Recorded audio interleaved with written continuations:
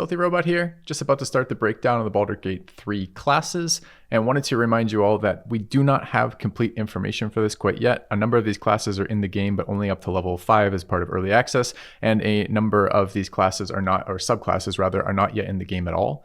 So the information I'm going to provide to you guys is a little bit of data mine stuff collected on websites, a little bit of my own D&D knowledge going into this, a little bit of previous subclasses, and a little bit of the information released on the games. What this means is some of these things are going to be a little bit inaccurate. Some things that are reported as an action might be a bonus reaction. Some of the things that happen in normal mechanics of D&D may not apply to the Baldur's Gate 3 game. They may have tweaked these engines a little bit. Where I notice these differences or where I can see them, I'm going to try to highlight them. And when I think these are going to have implications on how the character plays, I'm going to mention that. But just a caveat that not all of this information will be exactly accurate because of the sources that we're drawing from. All right, let's check out the Warlock class in Baldur's Gate 3. I love Warlocks too. They're another one of these really fun classes. They're a little bit different. They are a very versatile class, what you can do with them. You can build them a lot of different ways. And I really like their spell mechanics, which are, instead of having spell slots of multiple types like all the other full casters, Warlocks they pick from a much more limited selection of spells. Their spell slots, they only have 2 of them, and those spell slots scale with their Warlock level, but replenish on short rests instead of long rests, which incentivizes the player to spend those spells every fight and then just short rest after each fight to regain them, which makes for really fun play styles. You don't have to hoard your spells for the next fight that may or may not come before the rest. And then they have a lot of flexibility between multi-classing, which they're fairly good at, as well as the Eldritch incantations, something like that. Invocations, I think they're called, which are Warlock-specific buffs you can take.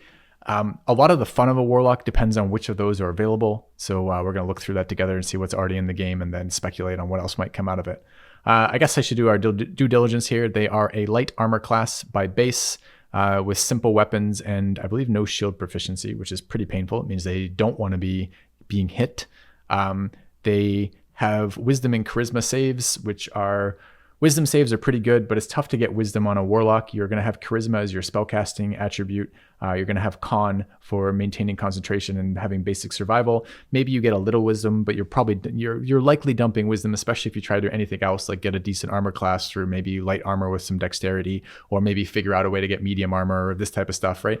You're not going to have very high wisdom as a Warlock, so the wisdom saving proficiency is okay. There's a lot of wisdom saves, but the charisma saving proficiency is a little bit rarer, so it's not quite as good there. But neither of those saves are particularly high value saves, especially for a squishy caster kind of deal. You'd really like a con save somewhere, con save proficiency somewhere on this character. I think I already said D8. Yeah. And simple weapons means there's not a lot of flexibility there. Now, one of the major things you'd get with Warlocks to make them super flexible is Hexblade, but I'm not sure it's in here yet. I think it isn't, right? The 3 we're being offered are Fiend, Great Old One, and Archfey. All 3 of these are caster Warlocks, so the melee Warlocks that you get through like Hexblade is probably not implemented at the time that we're reviewing this, and probably when the launch of the game. So we'll have a look. All right. So what do Warlocks do? They get Pact Magic, which is the spell slots I was talking about. Starts at 1, goes to 2 at level 2. You get your first 2 Eldritch Invocations at 2, and I believe every level you're allowed to change an Eldritch Invocation out for another one, and then later on you'll get more total invocations as you go. Pact Boon is something specific at 3. This is basically it's not your subclass. Your subclass is at 1, but you basically choose from some options along the Warlock that enhance certain things. I think there's like a melee one, there's like a spell one, and there's I can't remember the last one right now, but it's like Chain Fiend and Chain, this type of thing. It doesn't really matter what they are. They give you small bonuses that allow you to customize even further. And the Warlock is already fairly customizable in how different each Warlock is from every other Warlock with the way that you play them and the way you build them and the things you're trying to accomplish. So Pact Boons and Eldritch Invocations to me are kind of like stacking ways to customize a character, which is super fun to play. Standard ability score progression, subclass features at 6, 10, and 1. So we will expect the subclasses to be a little bit more impactful than we're going to get from just this review, because we're basically only reviewing the first subclass, the one that we have confirmed what that subclass ability is. Again, spell slots finish at, I remember spell slots never going past 2. It's kind of weird to see 3, but I don't play full Warlocks don't play very late characters in D&D very often. So it is possible that I'm misremembering there are 3 spell slots as a Warlock later. It could be this wiki is wrong, or it could be that's not true at all, and I have no idea. So anyways, I'll take that as a very, very hesitant kind of whatever. I don't really remember that. So we'll see. Mostly you're going to be working with 2 spell slots that recover on short rest. I did want to take a look at the invocations here. I'm assuming this wiki is up to date as into what's in the game right now. The game right now does include Warlock, so we should expect some basic invocation data to be in there. So Eldritch Blast is adding your Agonizing Blast is charisma modifier to Eldritch Blast, which is your spammy cantrip. Mage Armor without casting a spell slot is nice if you choose to go 0 armor Warlock.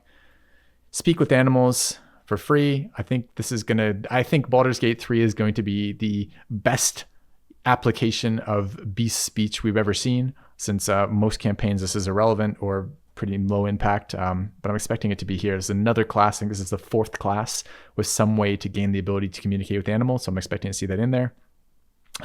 Proficiency in Persuasion and Deception is nice. I remember this one as proficiency. If you had proficiency, you get expertise, but I might be misremembering that. I wonder if that's missing or if that's just not the case. There was a way via Warlock to get expertise somewhere. It might not have been this one though. Devil's Sight is super sweet.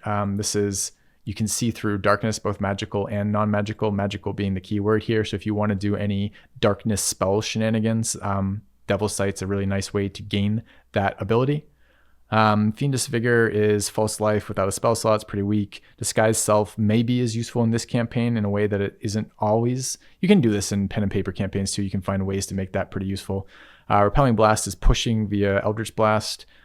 Cast Bane once per long rest is pretty pathetic.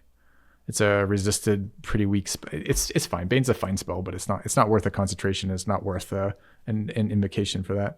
One with Shadows. When you're in your area of dim light, you can use your action to become invisible. It's very expensive to use an action to become invisible, but maybe it's okay. And then you learn how to cast Bestow Curse. I'm not very excited about Bestow Curse. There's our progression of invocations down here. So not extremely interesting invocations here. This list gets a lot longer when you start adding extra books in. So we'll have to see if this is actually what comes out of it. In other words, not a lot of specialization in here, sadly. But okay, it's a little bit of a bummer, but hopefully we'll see more when the game launches. Let's take a look at the subclasses. The first of these is the Fiend.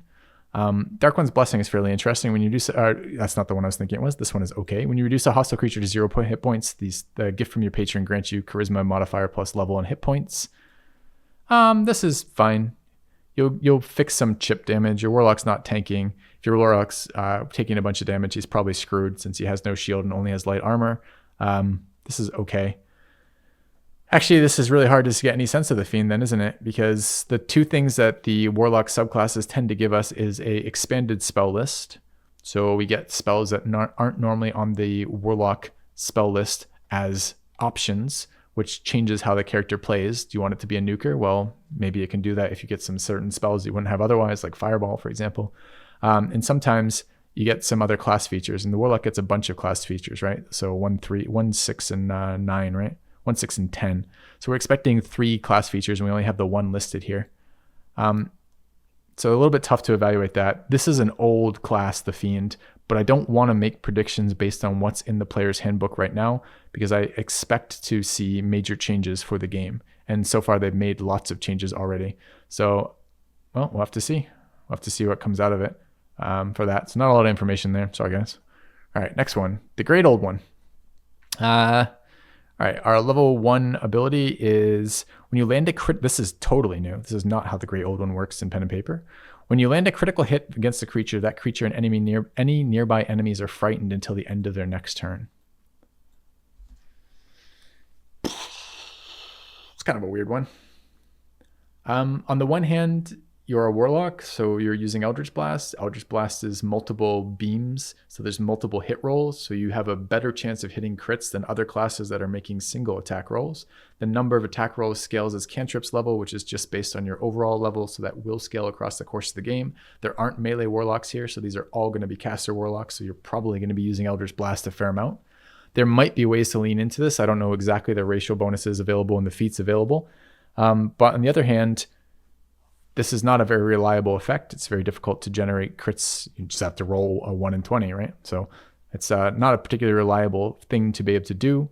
And the creature and enemy nearby, any enemy nearby are frightened is not this effect is not necessarily that great. I think there's a couple problems with it. One, if we're spamming spells, we'd love to be hidden. If we're hidden, I don't think the effects of Frighten trigger, right? Because it isn't the effect of Frighten relative to the character they can see. If they can't see the character, the effects aren't there kind of deal. So I guess if you're visible, maybe that's fine. I don't know what nearby enemies are, and a lot of enemies are just immune to the Frighten effect in general, but not all of them, obviously. So maybe this is okay. My initial thought is this is not a very good ability. Occasionally it will proc in unpredictable ways that you won't be able to take advantage of that much and doesn't seem that exciting. But again, we're missing the spell list that ought to go with it, and we're missing the... are these different, or are these the same ones that we were just looking at? Oh, maybe the spell list is available. Armor, Arms, Burning, Command, Halt. Oh, there it is. There's the Fiend only. So these are the expanded spell lists. Does it give me it all the way down? It does. So Scorching Ray, Blind... Stinking Cloud, Fireball. So these are the improved ones. So this is one of the nuke casters. And then Burning Hands and Command Halt. Command a creature to flee, move closer, freeze, drop to the ground, and drop their weapon. Or drop their weapon. Interesting. And what are the Great Old One spells? Dissonant Whispers. Hideous Laughter. Detect Thoughts. Phantasmal Force. Kind of interesting. I remember Detect Thoughts being a class feature of the Great Old One, but maybe that was later. Okay. Oh, and they don't know the level 5 ones, apparently. Okay, so we're getting a partial spell list. I'll peek at it for the next one, but again, it's kind of tough to make conclusions with such partial information. But I don't like this first ability. It doesn't seem good at all. Or rather, seems so unpredictable and so rare that I'm not expecting it to do much. All right, and the last one is the Archfey, and I think the Archfey is another one of these classes that's brand new, so it hasn't been in the early access yet. So everything is just pulled out of the player's handbooks, which is going to be information that's not accurate for Baldur's Gate 3. So we can look at it.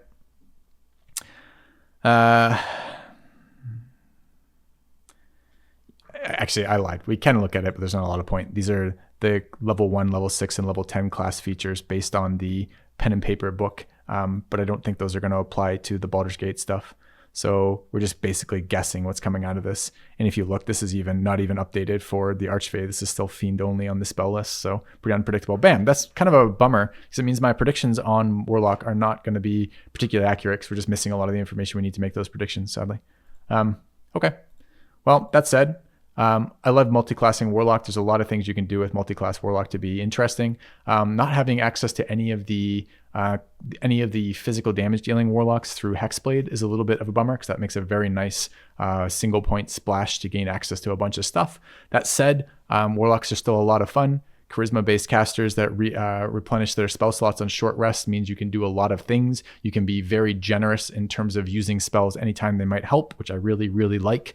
So I'm not hoarding spells. Charisma is splashable very easily with Sorcerer, Paladin, and there's one more I'm blanking on right now. But it's easy to multi-class Charisma. There's a lot of on Bard. There's a lot of sources of Charisma essentially that are going to be good for both Warlock spellcasting. Weirdly, Warlock spell slots actually stack with other spell slots. So if you multi-class like pure spellcasters like Wizard Druid, their spell slots don't stack. They combine so you don't lose spell progression for your spell slots. But you don't get more spell slots. The Warlock spell slots are done differently in this game. I don't know about Baldur's Gate 3, but in D&D, they're done differently. So if you have 2 points in Warlock, you have 2 Warlock spell slots. They're level 1 that recharge on short rest, but recharge on every short rest and are in addition to any normal spell slots you have. So if you go some sort of